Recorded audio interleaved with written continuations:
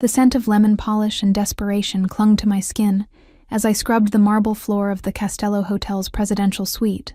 My knees ached against the cold stone, my hands raw and pruned from hours submerged in chemical water.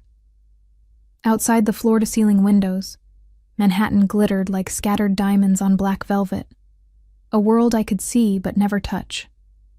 I was invisible here, 23 years old, anonymous in my gray uniform.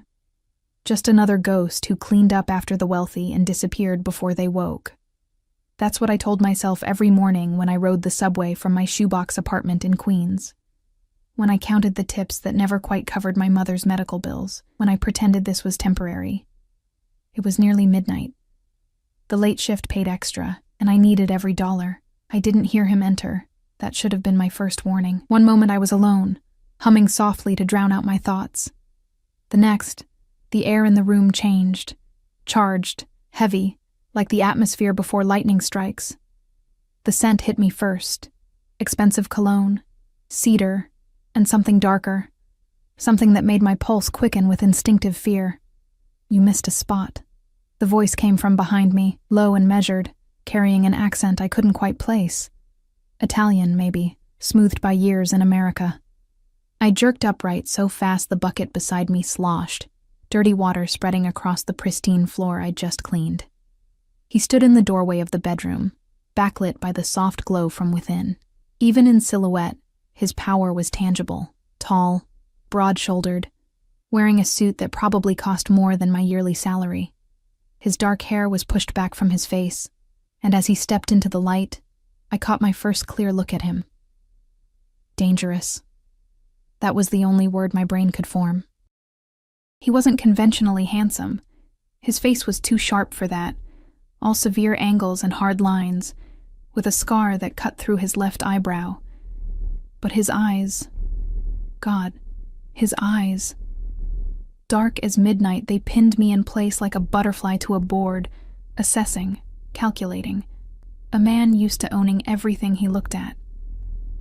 "I am so sorry, sir. I didn't realize anyone was in the suite." My voice came out shakier than I wanted. The system showed it as vacant. It is vacant. He moved further into the room, and I noticed two things simultaneously. The way he walked, fluid, predatory, each step purposeful, and the bulge of a holster beneath his suit jacket. I don't stay in hotels. I own them. My throat went dry. This was Alessandro Dante. It had to be. I'd heard the whispers among the other maids, seen his photo in the business section of discarded newspapers. Real estate mogul, they called him publicly. But everyone who worked nights knew the truth. The Dante family didn't make their fortune from legitimate business alone. "Mr. Dante, I apologize for the intrusion. I'll finish quickly and... What's your name?" He moved to the bar cart, pouring himself 2 fingers of amber liquid from a crystal decanter. His movements were elegant, controlled. Everything about him was controlled. "Emma. Emma Reeves, sir. Emma." He tasted my name like wine, rolling it on his tongue. "You work the late shift often?" "Yes, sir. I pick up extra hours when I can." "Why?" He turned to face me fully, leaning against the bar with casual grace.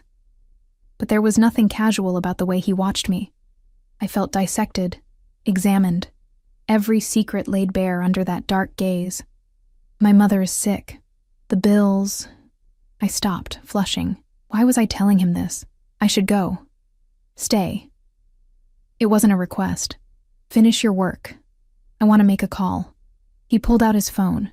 No, phones plural. I watched him from the corner of my eye as I returned to cleaning, my movements stiff and self-conscious. He spoke in rapid Italian, his voice dropping to that dangerous quiet that somehow felt more threatening than shouting. I caught words here and there. Tradimento, bastardo, sangue. Betrayal. Bastard. Blood. I scrubbed faster. "You're nervous." His voice made me jump again. He'd moved without sound, and now stood only a few feet away. "Why?" "I'm not nervous, sir." "Don't lie to me, Emma." The way he said my name, intimate, possessive, sent a shiver down my spine. "Your hands are shaking." They were. I pressed them against my thighs, leaving wet prints on my uniform. It's late. I'm tired. He studied me for a long moment, then did something unexpected. He smiled. It transformed his face, made him look younger, almost human. Almost. You should go home. It's not safe for a woman like you to travel alone at this hour. I'll be fine. I take the subway every night. His expression darkened. The subway. He said it like I'd suggested swimming with sharks. What line? The 7 train to... I caught myself. I really should go, Mr. Dante. I'll have my driver take you. No, thank you, I'm fine. It wasn't a suggestion. He pulled out one of his phones, typed something quickly. Marco will be waiting downstairs in 5 minutes. He'll take you wherever you need to go. This was spiraling out of control. Men like Alessandro Dante didn't offer rides to maids. They didn't notice people like me at all. Unless... I have a boyfriend, I blurted out. The lie left my mouth before my brain could stop it. He's waiting for me. He walks me home every night, very protective. Big guy, actually. Used to box. Why was I still talking? Alessandro's expression shifted. Something dark and possessive flashing across his features, before that controlled mask slammed back into place. Does he? Yes. So thank you. But I really don't need a ride. He'd worry if I didn't show up at our usual meeting spot. The lie hung in the air between us, and I watched Alessandro's jaw tighten almost imperceptibly. He set his glass down on the marble counter with deliberate care, the soft clink somehow ominous. What's his name? This boyfriend of yours. My mind went blank. Jake. His name is Jake. Jake. Alessandro rolled the name around like it tasted bitter. And where does Jake work that he's available to walk you home at midnight? He's a... security guard. Night shift, like me. Convenient. His eyes never left mine. Tell me, Emma. Does Jake know how lucky he is? The question felt like a trap. Every instinct screamed at me to run, but my feet stayed rooted to the floor. I should really go. He'll worry. Of course. Alessandro stepped back, giving me space. But somehow the distance felt more threatening than his proximity. Don't let me keep you from Jake. I gathered my supplies with clumsy hands, hyper-aware of his gaze following my every movement. When I reached the door, I couldn't help glancing back. He stood by the window now, silhouetted against the glittering city, a king surveying his domain. Emma. His voice stopped me at the threshold. Be careful going home. The city is full of dangerous men. The way he said it, like a promise and a threat rolled into one, made my blood run cold. I practically ran to the service elevator, my heart hammering against my ribs. What had I done? Why had I lied? I didn't have a boyfriend. I barely had time to sleep, let alone date. But something about Alessandro Dante had triggered every prey instinct in my body, and the lie had seemed like armor, protection from whatever dark interest I'd seen kindle in those midnight eyes. The elevator descended, and I sagged against the wall, letting out a shaky breath. It was fine. He was a busy man. He'd forget about the awkward encounter with a maid within an hour. Men like him didn't remember people like me. I was wrong. I was so wrong. The next morning, I arrived at work to find my supervisor, Mrs. Chen, waiting by the staff entrance. Her expression was unreadable. Emma, there's been a change to your assignment. My stomach dropped. Did I do something wrong? No, dear. Actually, quite the opposite. She handed me a new keycard, fancier than my usual one. You've been personally requested for a long-term private contract. Presidential suite maintenance, exclusive assignment. The pay is... She named a figure that made my knees weak. Triple your current rate, plus benefits and a discretionary bonus. Medical coverage included. Medical coverage. For my mother. Who requested me? But I already knew. The keycard felt like lead in my hand. Mr. Dante himself. Congratulations, Emma. This kind of opportunity doesn't come along every day. Mrs. Chen smiled, oblivious to my dread. You start tonight. Report directly to the presidential suite at 10 p.m. And Emma, don't be late. Mr. Dante is very particular about punctuality. I stood frozen in the gray morning light, clutching the keycard that felt less like an opportunity and more like a golden cage closing around me. In the distance, I could hear the city waking, sirens, Horns, the subway rumbling beneath the street, and somewhere in a penthouse high above, I knew Alessandro Dante was thinking about me, about my lie, about the boyfriend who didn't exist. I'd tried to protect myself with a fiction. Instead, I'd caught the attention of a monster. And monsters, I was about to learn, don't like to share their toys. The presidential suite felt different when I knew he'd be there. I stood outside the door at exactly 10 p.m., my new keycard trembling in my grip, counting my heartbeats. Each one screamed at me to run. I didn't run. I couldn't afford to. The card beeped green. I pushed open the door. The suite was dim, lit only by the glow of the city through those massive windows and a single lamp in the corner. Alessandro sat in a leather armchair facing the door, a glass of whiskey in his hand, watching me with the patience of a predator at a watering hole. You're punctual. I like that. He gestured to the cleaning cart already positioned by the bathroom. Everything you need is there. Take your time. I'll be working. He opened a laptop, and for a moment I dared to hope this would be normal, that I could clean while he worked, and this strange tension would dissipate into routine. I was halfway through scrubbing the bathroom when his voice drifted through the open door. Tell me about Jake. My hand froze on the tile. Sir? Your boyfriend. Jake. He appeared in the doorway, leaning against the frame with casual elegance. In the soft light, he looked younger, maybe early 30s, but those eyes held centuries of darkness, the boxer who walks you home every night. I'm curious. The lie I'd told felt like barbed wire around my throat. There's not much to tell. How long have you been together? 6 months. The number came out automatically, as lies do when you've committed to them. 6 months. He swirled his whiskey, ice clinking against crystal. And he lets you work nights? Alone? Cleaning hotel rooms for men like me? He trusts me. Trust. Alessandro laughed, but there was no humor in it. Do you trust him, Emma? Of course. Then why are you lying? The words hit like a slap. I stood, my knees protesting, backing against the sink. I'm not. Don't. He stepped into the bathroom, and suddenly the space felt microscopic. I've built an empire on knowing when people lie to me. Your tells are obvious, the way your left hand clenches when you say his name, the hesitation before you answer. The fact that your Facebook profile, yes, I looked, shows you single, with no photos of any Jake from here to eternity. Heat flooded my face. He'd looked me up, investigated me. You had no right. I have every right. He set his glass on the counter, the movement controlled despite the intensity radiating from him. You work for me now, Emma, exclusively. I vet everyone in my inner circle. I'm a maid, not your inner circle. You're in my private suite, alone with me. That makes you close enough. He tilted his head, studying me like I was a puzzle. So, tell me the truth. Why did you lie about having a boyfriend? Because you terrified me. Because I felt like prey. Because men like you take what you want. And I needed you to think I belonged to someone else. I don't know. I whispered instead. Yes, you do. He reached out slowly, giving me time to pull away, and caught a strand of my hair that had escaped my bun. The gentleness of the gesture was somehow more unsettling than aggression would have been. You felt it too, that current between us, and it scared you. There's no current. You're my employer. I'm lying again. His thumb brushed my cheek, and I inhaled sharply. His skin was warm, calloused in unexpected places. A man who'd worked with his hands despite the expensive suits. But I'll let it go. For now.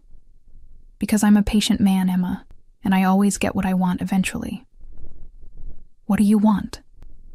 The question hung between us, dangerous and electric. Right now? His eyes dropped to my lips. I want you to finish your work. Then I want you to sit with me and have dinner. I can't. I have other rooms. You have this room.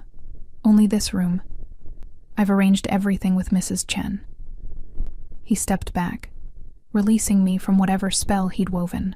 And before you argue about propriety or whatever excuse you're formulating, know that Marco and Luca are stationed outside this door at all times. You're perfectly safe. Safe from everyone except you, I thought. But I nodded, because what choice did I have?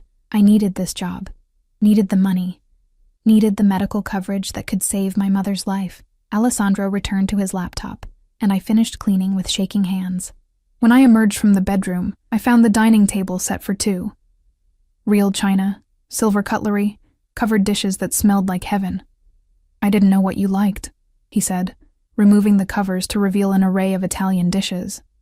So I ordered everything: pasta with truffle sauce, veal marsala, risotto that gleamed like pearls, caprese salad with tomatoes so red they looked jeweled, fresh bread, still warm, with olive oil for dipping. My stomach growled audibly, betraying me. Alessandro smiled. Sit. I sat because I was starving, because the food smelled incredible, because refusing felt more dangerous than accepting. He served me himself, piling my plate high, pouring wine I didn't drink. Eat, Emma. You're too thin. I'm fine. You're exhausted and malnourished. I can see it in your face, the shadows under your eyes. When did you last have a proper meal? I couldn't remember.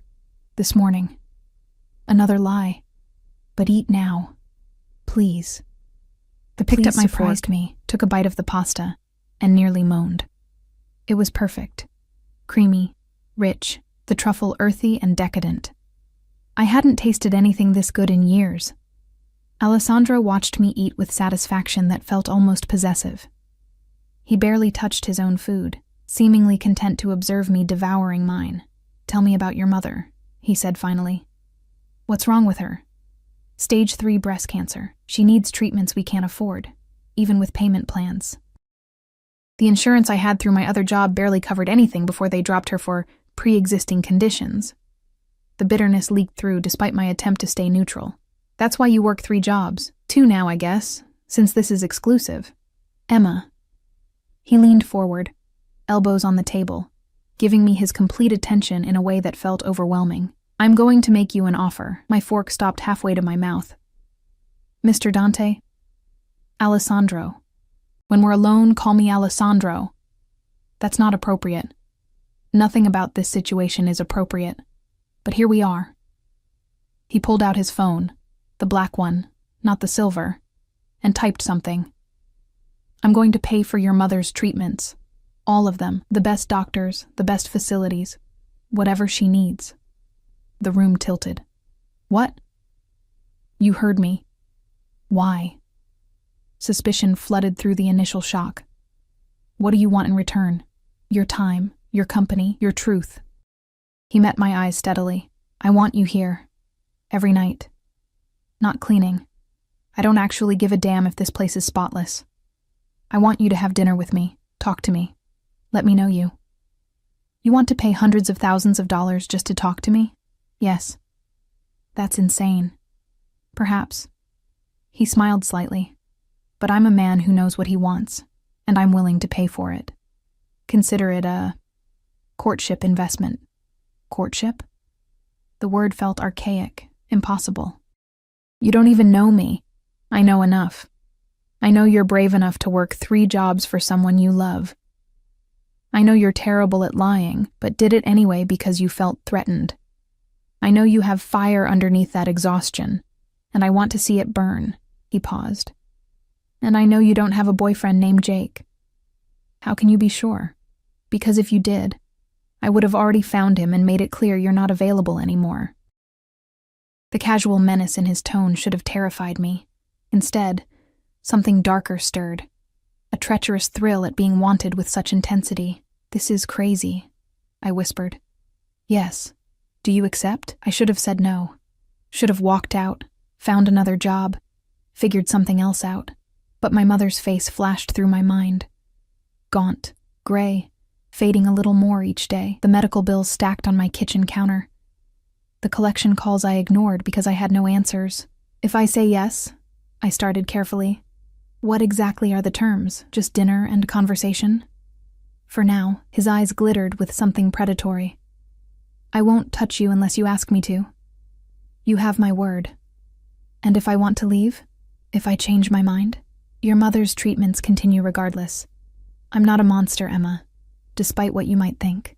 But I believe once you know me, you won't want to leave. The arrogance should have repulsed me. Instead, it fascinated me, this supreme confidence, this complete certainty that he could make me want him. 1 month, I heard myself say. Give me 1 month to decide if I want to continue this arrangement. 1 month. He extended his hand across the table. Do we have a deal? I looked at his hand, large, scarred across the knuckles. A hand that had built empires and probably destroyed enemies. A hand that could save my mother's life. I took it. His fingers closed around mine, warm and possessive. And something passed between us. A current, undeniable and dangerous. He lifted my hand to his lips, pressed a kiss to my knuckles that burned like a brand. Mine, he murmured against my skin. You're mine now, Emma. And God help me. A part of me thrilled at the claim. The black Mercedes arrived at my apartment building the next morning at 7 a.m. I stared at it from my window, coffee growing cold in my hands, watching Marco, Alessandro's driver, wait patiently by the rear door. My phone buzzed. A text from an unknown number. Your mother has an appointment at Sloan Kettering at 9 a.m. Dr. Patricia Chen, the best oncologist in New York. Marco will drive you both. Don't be late. My hands shook. He'd already started. Less than 12 hours after our deal, and he was already weaving his web around my life. Another text. And Emma? Wear something other than your uniform. I'm taking you to dinner tonight. Somewhere that requires a dress. I looked at my closet. A sad collection of thrift store finds and worn basics. Nothing appropriate for wherever Alessandro Dante considered dinner. A third text, as if he could read my mind. Check your door. I opened it to find garment bags, 3 of them, hanging from my doorknob. Designer labels I'd only seen in magazines. Dresses that probably cost more than my monthly rent. A card tucked into the first bag. Choose whichever makes you feel beautiful. Though you could wear rags and still outshine every woman in New York. I should have been insulted, should have felt bought, owned, manipulated. Instead, I ran my fingers over the silk of a midnight blue dress and wondered what I'd just sold my soul for, and whether the price would be worth it. Sloan Kettering smelled like antiseptic and hope. I sat in the waiting room, my mother's frail hand in mine, trying to process the last 2 hours. The intake had been seamless, no questions about insurance, no forms asking how we'd pay. Just efficiency, respect, and the immediate attention that money apparently bought. Emma, sweetheart, how did you arrange this? My mother's voice was thin, worn down by months of pain. Dr. Chen is supposed to have a 2-year waiting list. I couldn't tell her the truth. Couldn't explain that I'd made a deal with a man who terrified and fascinated me in equal measure, who'd somehow inserted himself into my life like he'd always belonged there. I got a new position, I said carefully. Better benefits. They pulled some strings. She squeezed my hand, tears glistening in her eyes. I'm so proud of you, baby. So proud. Guilt twisted in my stomach. What would she think if she knew that her daughter had agreed to spend her evenings with a man whose last name was synonymous with organized crime, whose dark eyes promised both protection and possession? Dr. Chen called us back, and for the next hour, I listened to words like aggressive treatment protocol and promising prognosis, and we caught it just in time. My mother cried. I cried. And somewhere in a penthouse across the city, Alessandro Dante had probably already moved on to his next acquisition, his next power play. Except he hadn't. When we emerged from the appointment, Marco was waiting, holding the car door open, but he wasn't alone. Alessandro stood beside the Mercedes, hands in his pockets, looking impossibly out of place against the hospital's stark facade in his 3-piece suit. My mother froze. Emma? Who is that? My employer, I managed. Mr. Dante, you didn't have to. I wanted to meet the woman who raised someone so remarkable. He approached us with that fluid grace, extending his hand to my mother. Mrs. Reeves, it's an honor. I'm Alessandro Dante. My mother took his hand, visibly flustered. Even diminished by illness, she recognized power when she saw it. Mr. Dante, I don't know how to thank you for what you've done. The doctors, this facility. Your daughter's work ethic and dedication have been invaluable to my organization. This is simply ensuring her peace of mind so she can continue to excel. The lie rolled off his tongue smoothly, practiced. Please, let Marco drive you home. Emma will be along later. We have some business to discuss. It wasn't a request. My mother looked between us, confusion and concern flickering across her face, but she was exhausted, wrung out from the appointment, and the comfortable car beckoned. All right. Emma, call me later. I will, Mom. I promise. I watched Marco help her into the Mercedes, watched it pull away into traffic, and then I was alone with Alessandro on a busy Manhattan sidewalk, people flowing around us like water around stones. You didn't need to come here, I said quietly. I wanted to see you. He touched my elbow, guiding me toward a different car, a black Audi with tinted windows, another driver waiting, and I wanted to make sure the appointment went well. Why do you care? Because you care, and what affects you affects me now. He opened the door himself, waiting. Get in, Emma. We have several hours before dinner and there's something I need to show you. Every instinct screamed danger. But I slid into the leather interior anyway, and Alessandro settled beside me, close enough that I could feel his body heat, smell that cedar and darkness scent that seemed to cling to him. Where are we going? You'll see. We drove through Manhattan, then over the bridge into Brooklyn. The neighborhoods grew progressively rougher, the buildings more worn, until we pulled up in front of a community center that had seen better decades. Alessandro's security detail materialized from another vehicle. 4 men, all built like walls, all watching the street with predatory awareness. This wasn't his world, I realized. This was enemy territory, or close enough to make him cautious. Stay close to me, he said softly, his hand finding the small of my back. Inside, the center buzzed with activity. Kids played basketball on a worn court. Teenagers clustered around computers in a study room. And in the back, I could see a food pantry where volunteers distributed groceries to a line of tired-looking families.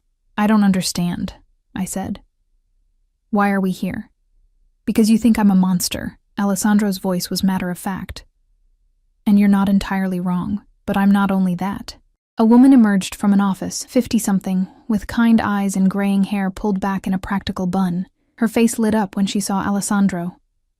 Alex, you didn't tell me you were coming today. She hugged him, unself-conscious. And I watched in fascination as Alessandro returned the embrace with genuine warmth. Sister Margaret, I wanted to bring someone to see the center. This is Emma Reeves. Emma, welcome, welcome. Sister Margaret's handshake was firm. Alex has told me about you. He has? I shot him a look. I told her I'd found someone who reminded me why this place matters. Alessandro's dark eyes held mine. Sister Margaret runs this center. It provides after-school programs, job training, food assistance, and safe spaces for kids in the neighborhood. Kids like I used to be. Sister Margaret smiled. Alex doesn't like to talk about where he came from, but he's never forgotten. This center was going to close 5 years ago. The city pulled funding. Alex bought the building, established a trust, and now we can help 3 times as many families. I looked at Alessandro with new eyes. You did this? Everyone deserves a chance to be more than their circumstances. Something haunted flickered across his face. I didn't have that growing up. My father was a drunk who beat my mother. We lived in places that made your apartment look like a palace. If it hadn't been for a place like this, for people who saw potential instead of poverty, he trailed off. Let's just say I wouldn't be here. And the other part? I asked quietly. The part that's not community centers and charity? His jaw tightened. Also necessary. The world isn't black and white, Emma. Sometimes you have to become a monster to protect what matters. Sister Margaret tactfully excused herself, leaving us alone in the hallway. Through the window, I could see kids laughing, playing, safe. All because of the man standing beside me. The man whose business card probably should have read, Crime Lord, but who'd somehow found a way to balance darkness and light. You're trying to make me understand you, I said. I'm trying to make you see me. All of me. Not just the parts that scare you. He turned to face me fully, and in the harsh fluorescent light, he looked younger, almost vulnerable. I'm not asking you to approve of everything I do, Emma, but I'm asking you to recognize that I'm more than one thing. We all are. Why does it matter what I think? Because... He stopped. something raw crossing his features, because when I saw you in that suite, on your knees, working yourself to death for someone you love, I saw echoes of my mother, of every woman who's had to break herself to survive. And I wanted to give you what no one gave her. A choice. A way out. A chance to breathe. And possess me in the process? Yes. No apology in his tone. I won't pretend I'm selfless. I want you, Emma. I've wanted you from the moment you looked at me with those frightened eyes and lied about having a boyfriend. But I want you to choose this. Choose me. Not because you're desperate, but because you want to. That's not a fair choice. You're paying for my mother's treatment. The treatment continues regardless. I told you that. He stepped closer, and my back hit the wall. But I'm hoping you'll stay anyway. Hoping you'll see past the fear to what else is there. And what's there? My voice came out breathless, something neither of us expected. His hand came up, cupping my face with surprising gentleness. Something that scares me as much as it scares you. Before I could respond, one of his security team appeared at the end of the hallway, his posture tense. Boss, we need to move. Volkov's men were spotted 2 blocks over. Alessandro's entire demeanor shifted, from vulnerable to lethal in a heartbeat. Get Emma to the car, now. What's happening? I asked as a guard gripped my arm, not roughly but firmly. Nothing you need to worry about. Alessandro was already walking toward the front entrance, his hand going to something beneath his jacket. Marco will take you home. I'll see you tonight for dinner. Alessandro. He looked back, and the smile he gave me was sharp as a blade. Don't worry, Cara. This is just business. I'll be fine. I was hustled into the Audi before I could protest, the door slamming shut. Through the tinted window, I watched Alessandro confer with his men, watched them move into defensive positions, watched him transform into exactly what the world thought he was, a predator, dangerous and lethal. The car pulled away, and I craned my neck to keep watching until we turned the corner and he disappeared from view. My phone buzzed. A text from him. The blue dress. Wear the blue one tonight. It will match your eyes when you're angry with me. Despite everything, the fear, the confusion, the moral ambiguity of this entire situation, I smiled. And that's when I knew I was in real trouble. I stood in my tiny bathroom, staring at my reflection in the mirror. The blue dress fit like it had been made for me, which it probably had been, somehow, in the 12 hours since he'd delivered it. Silk that whispered against my skin, a neckline that was modest but hinted at curves I usually hid, a hem that ended just above my knees. I looked like someone else, someone who belonged in Alessandro's world. My phone buzzed. Marco is downstairs. Are you ready? No, I wasn't ready. I'd never be ready for what was happening, for the way this man had invaded my life and rearranged all the pieces. But I grabbed the matching clutch he'd provided, checked that my mother was settled for the evening, already drowsy from the new pain medication Dr. Chen had prescribed, and headed downstairs. The restaurant was in Tribeca, all exposed brick and soft lighting, the kind of place where you needed a reservation months in advance, but Alessandro was already there when I arrived, standing as I approached the table, his eyes darkening as he took in the dress. Bellissima, he murmured, taking my hand and kissing it. I knew that color would be perfect on you. A waiter appeared immediately, pouring wine, reciting specials I didn't process. I was too aware of Alessandro across from me, of the way his gaze never left my face, of the intensity that seemed to crackle between us. Did everything go okay? I asked. Earlier, with the Volkov situation, his expression hardened briefly. Nothing for you to worry about. It's handled. You can't just do that, drop hints about danger and then shut me out.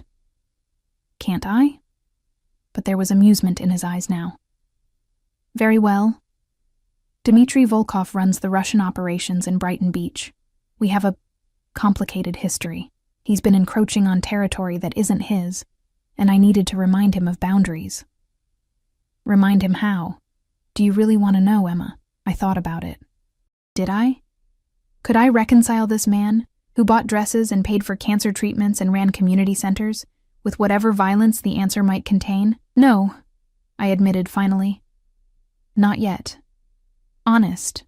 Good. He reached across the table, his fingers tracing patterns on my wrist. Ask me something else. Anything else. Why me? And don't give me that line about seeing your mother in me. There are thousands of struggling women in New York. Why am I different? He was quiet for a long moment, his thumb still moving against my pulse point, probably feeling how fast my heart raced. You want the truth? Always. I don't know. The admission seemed to cost him. I've been with beautiful women, powerful women, women who understood my world and wanted into it. But you, when you looked at me with fear and then lied to protect yourself, something in me woke up, something possessive and primitive that I didn't know I had. I wanted to be the one you ran to instead of from, wanted to be your safety instead of your threat. That's not healthy. No, it's not, but it's true. His eyes held mine. I'm not a good man, Emma, but I could be good for you, good to you, if you let me. The waiter returned with our food, breaking the spell. We ate, and Alessandro steered the conversation to safer topics: books, movies, my mother's prognosis. He was charming when he wanted to be, attentive, asking questions that suggested he genuinely cared about the answers. But underneath it all, that current hummed, that awareness, that sense that we were both standing at the edge of something vast and dangerous, trying to decide whether to jump. Dessert arrived. Tiramisu. Rich and perfect. Alessandro fed me a bite from his fork, and the intimacy of the gesture felt more shocking than a kiss. Come home with me tonight, he said quietly. My breath caught. Alessandro. Not for that. Not yet. His eyes were earnest. I just want you near me. Want to talk more, away from curious eyes. I promise I won't push. Won't touch you unless you ask. I don't think that's a good idea. Probably not.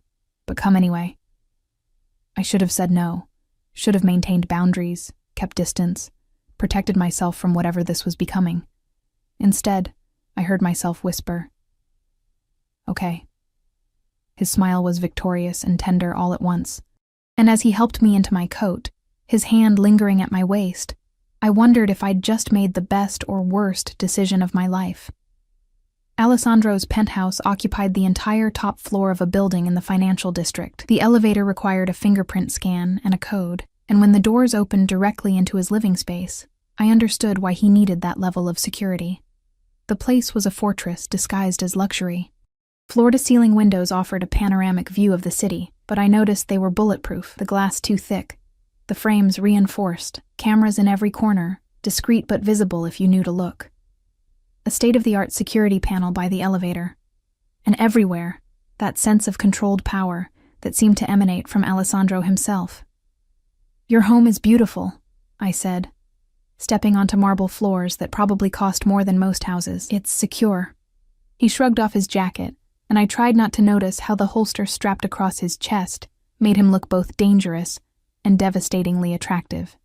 Beauty is secondary to safety in my world. He caught me staring at the gun and smiled slightly.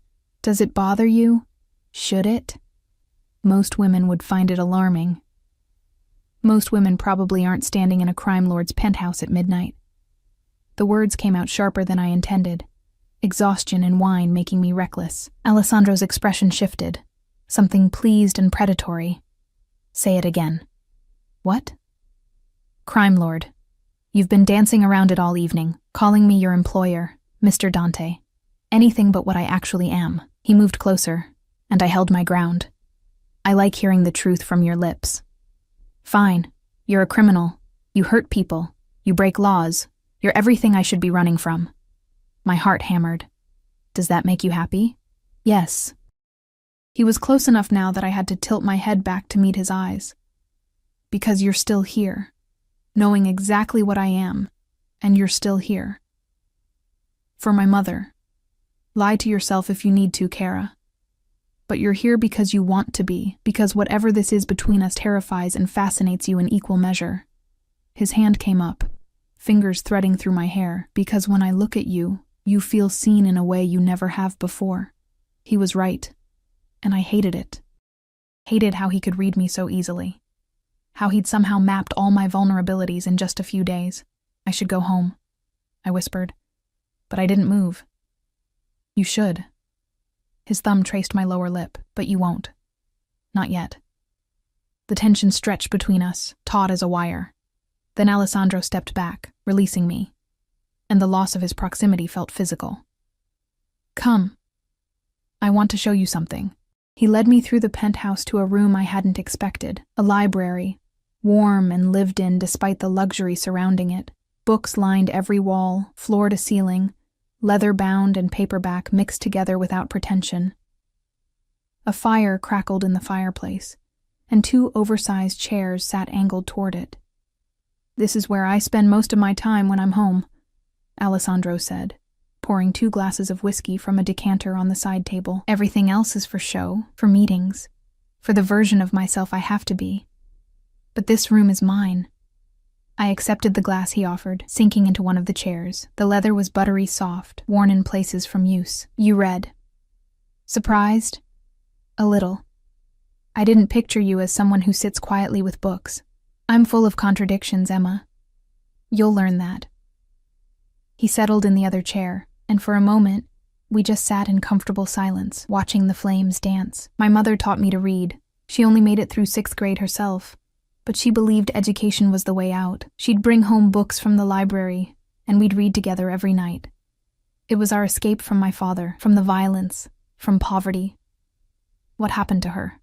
I asked softly. His face went hard. My father killed her when I was 14, beat her to death in a drunken rage over dinner being cold. He took a long drink. I killed him 3 days later, made it look like a robbery gone wrong.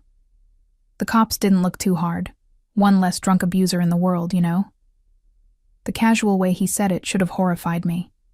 Instead, I felt a surge of sympathy for the 14-year-old boy who'd had to become a killer to survive. I'm sorry, I said inadequately. Don't be. It made me what I am. After that, I had nothing to lose. Started running errands for the Dante family. They controlled this territory even then. I was smart, ruthless, and I learned fast. By the time I was 25, I'd eliminated everyone between me and the top. Took the name Dante legally. Made it mine. Built everything you see from blood and violence and sheer will. And the community center, Sister Margaret? My mother's dream. She used to say that if she ever got money, she'd open a place where kids could be safe, could learn, could become something better. His voice roughened. I couldn't give her that dream, but I could make it real in her memory. I set down my glass and moved to kneel in front of his chair, my hands on his knees. His eyes widened slightly at the contact. You're not a monster, Alessandro, I said firmly. Monsters don't mourn. They don't build community centers. They don't cry for their mothers. I haven't cried since the day I buried her. You don't have to cry to grieve. I squeezed his knees. And you don't have to be only one thing. You can be violent and gentle, criminal and charitable, dangerous and kind. He stared at me for a long moment. Something raw and vulnerable in his expression. Then his hands came up, framing my face, and he leaned down until our foreheads touched. You're going to destroy me, he whispered. Completely unmake everything I've built to protect myself. Or maybe I'll just let you be human again. He kissed me then.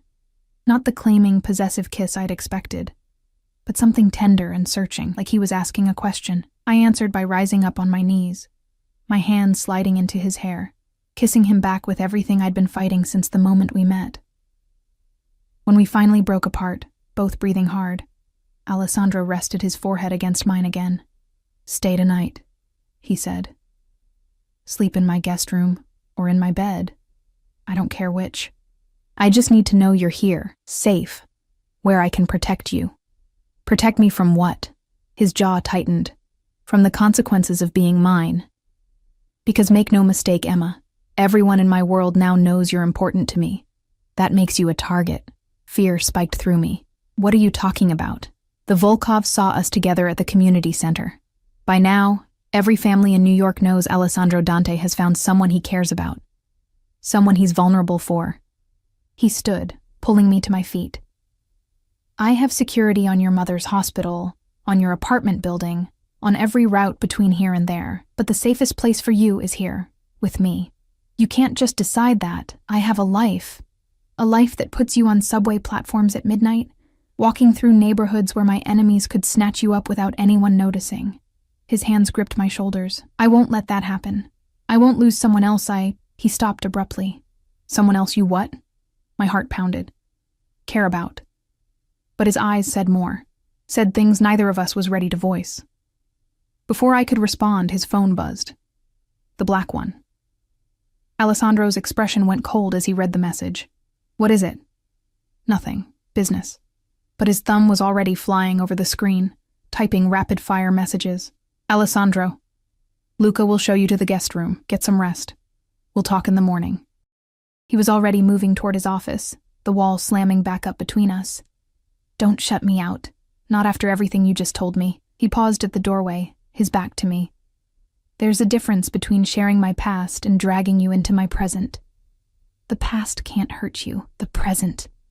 He looked back, and his eyes were haunted. Stay in the guest room, Emma. Lock the door. And no matter what you hear tonight, don't come out until I come for you in the morning. Then he was gone, and Luca appeared as if summoned, his expression carefully neutral, as he led me down a hallway to a bedroom that was bigger than my entire apartment. Is he in danger? I asked Luca. The man's face remained impassive. Mr. Dante is always in some form of danger, Miss Reeves. It's the nature of his position. But he's also the most dangerous man in this city when he needs to be. He'll be fine. He left me alone with that reassurance, which wasn't reassuring at all. I should have been exhausted. Instead, I lay in the king-sized bed, wearing one of Alessandro's t-shirts that I'd found in the bathroom, staring at the ceiling and listening to the muffled sounds filtering through the walls. Voices. Movement. At one point, something that might have been a gunshot, though it was hard to tell through the soundproofing. Around 3 a.m. I heard shouting in Italian, Alessandro's voice raised in fury. Then silence, heavy and ominous. I waited, hands fisted in the sheets, fighting the urge to go to him. When my door finally opened, I sat up with a gasp. Alessandro stood silhouetted in the doorway, and even in the darkness, I could see the tension in his frame. Are you hurt? I asked. No. He stepped inside, closing the door behind him. But Can I just sit with you? I won't touch you. I just need to be near something good right now. I pulled back the covers in answer. He sat on the edge of the bed, still fully dressed, his head dropping into his hands. In the moonlight filtering through the curtains, I could see his knuckles were split and bleeding. What happened? I reached for his hands, examining the damage. Someone betrayed me. Someone close. I had to make an example. His voice was hollow. I had to do things that would make you sick if you knew the details. Hey. I forced him to look at me. I'm not going to pretend to understand your world or the choices you have to make, but I'm also not going to judge you for surviving in it. You should. You should be disgusted. I'm not. I pulled him down beside me, and after a moment's hesitation, he lay back against the pillows, rigid with tension. Tell me about your mother. Tell me something happy. He was quiet so long I thought he wouldn't answer. Then softly, she used to sing while she cooked. Old Italian songs her grandmother taught her.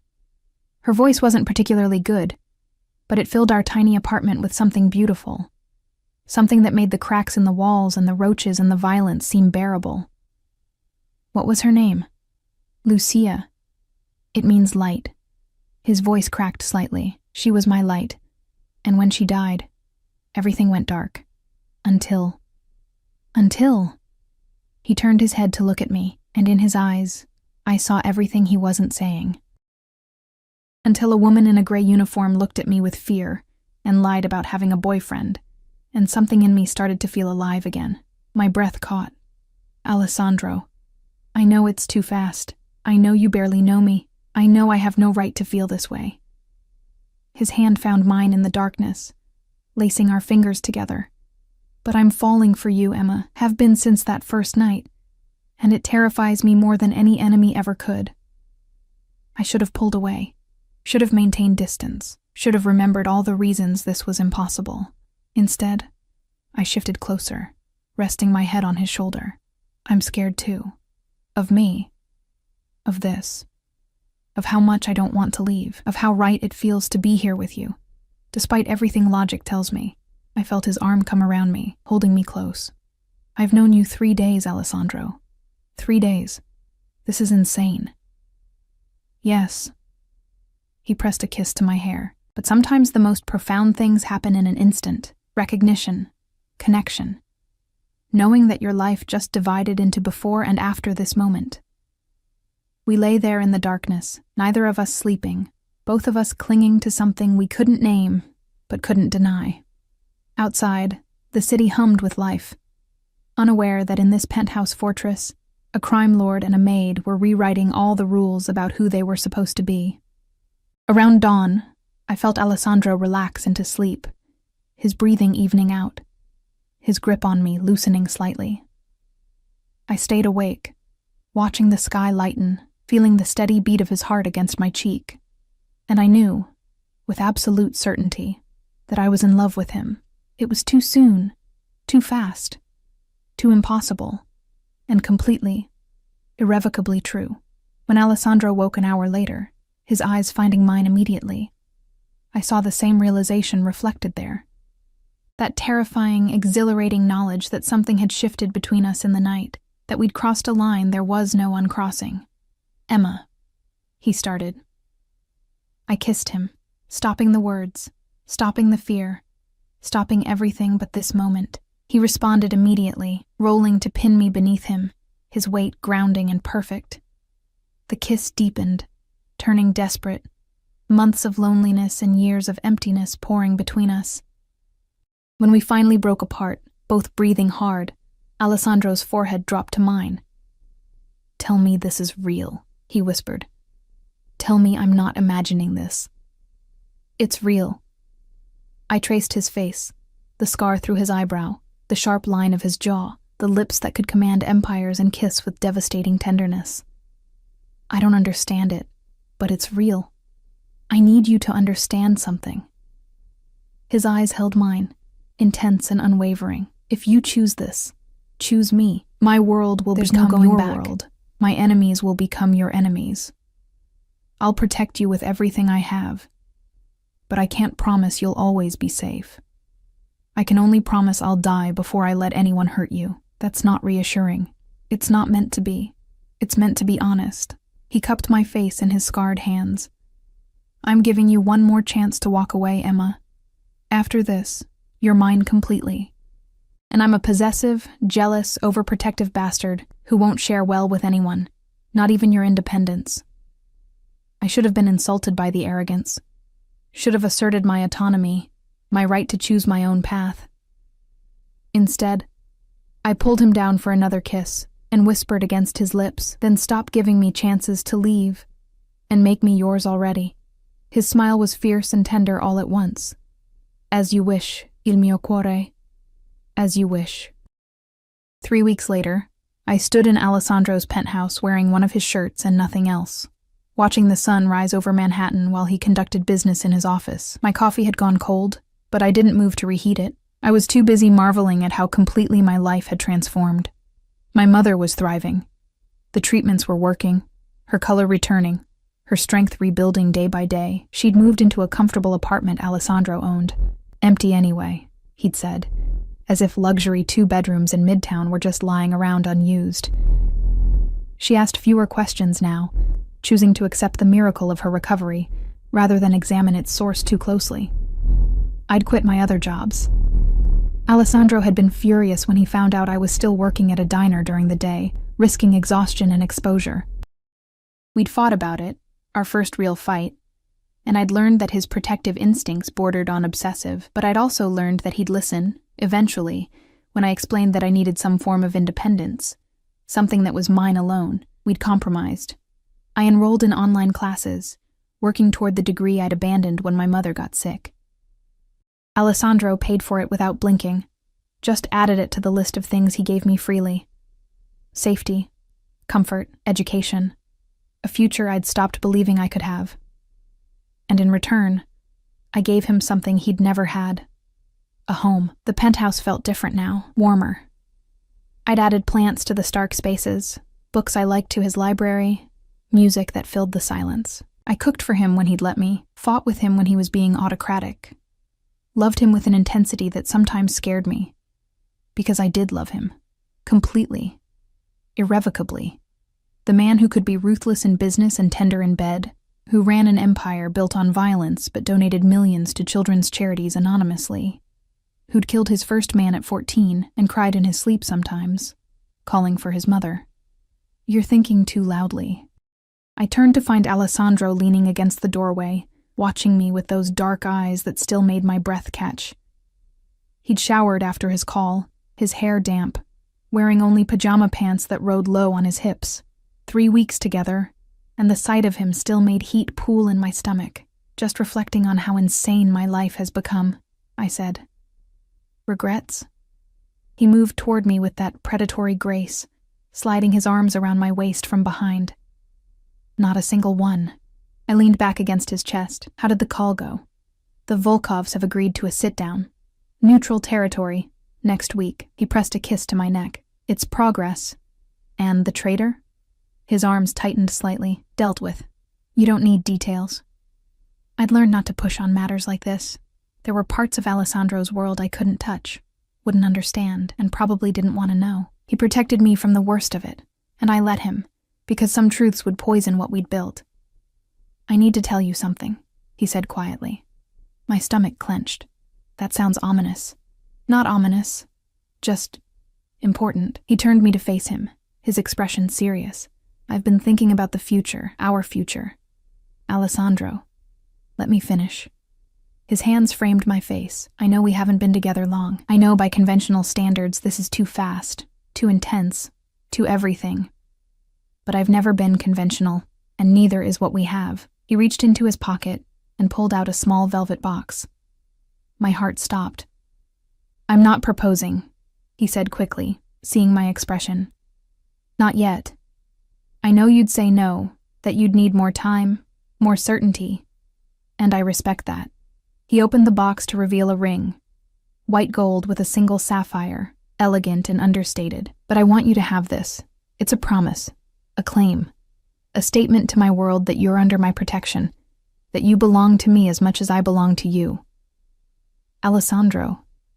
Tears burned my eyes. You don't have to wear it if you don't want to. I won't pressure you, but I need you to know that I'm in this completely, that I see a future with you, marriage, children if you want them, growing old together. His voice roughened. I see forever, Emma.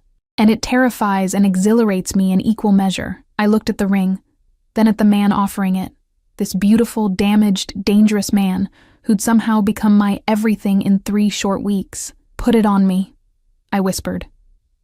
His hand shook slightly as he slid the ring onto my finger. It fit perfectly, the sapphire catching the morning light. It's not an engagement ring, he said again. It's a promise that one day when you're ready, I'll ask you properly. On my knees, with the ring you deserve, in front of everyone who matters.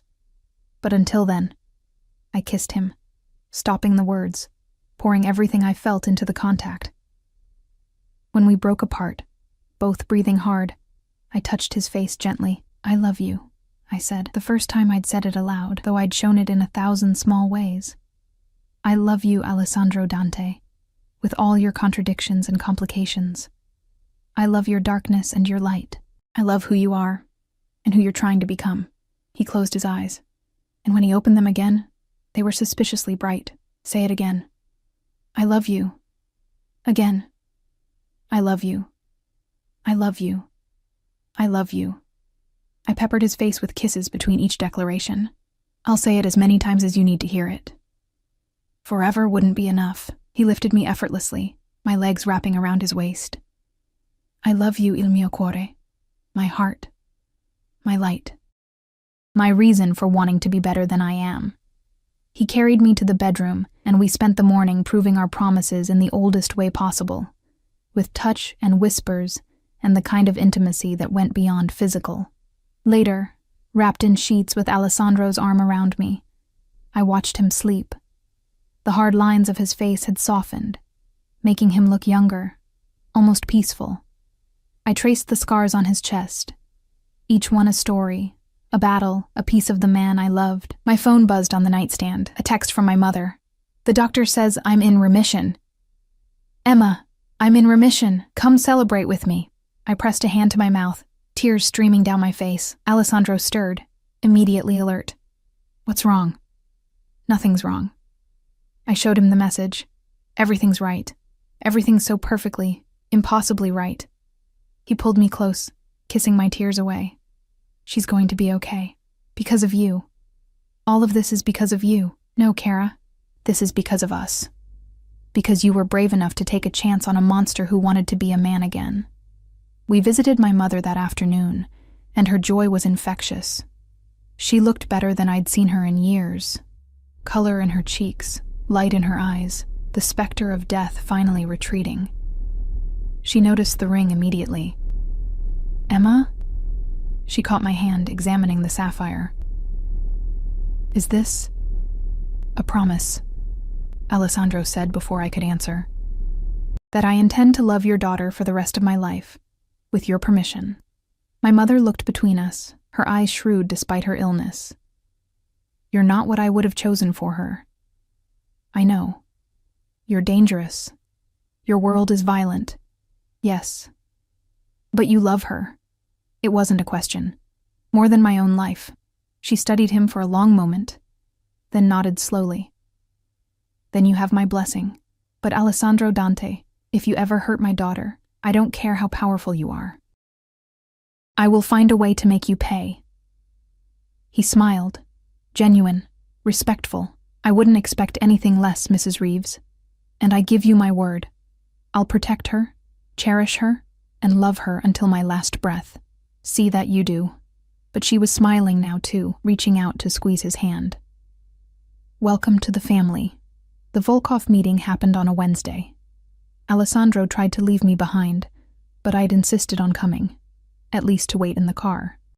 He'd fought about it, his protective instincts clashing with my refusal to be sheltered completely. You can't keep me in a bubble, I'd argued. I need to understand your world if I'm going to be part of it. Understanding and exposure are different things. Then let me observe from a distance. Let me see what you deal with so I can support you better. He'd finally agreed, with conditions.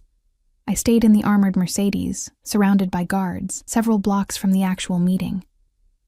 If anything went wrong, Marco had orders to get me to safety immediately. I watched Alessandro walk into the restaurant, flanked by Luca and 3 other men. He'd dressed for war, all black, his bearing radiating lethal authority.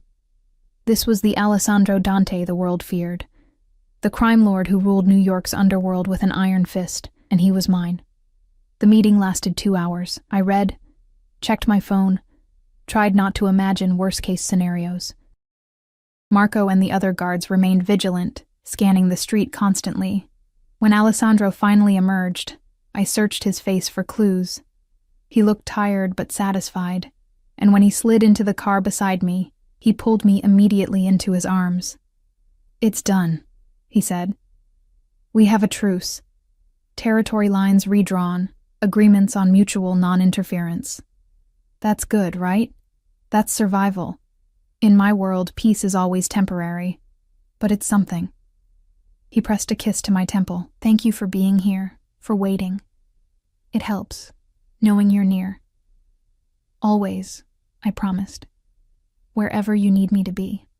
6 months later, I stood in front of a mirror in the bedroom of Alessandro's, our penthouse, staring at my reflection in disbelief. The pregnancy test in my hand showed 2 pink lines. We'd been careful, mostly. But there'd been that weekend in the Hamptons, and the night after he'd closed the deal with the Volkovs, and a dozen other times when passion had overridden caution. And now? Emma? Alessandro's voice came from the other room. I'm home early. Are you hungry? I opened the bathroom door, still holding the test.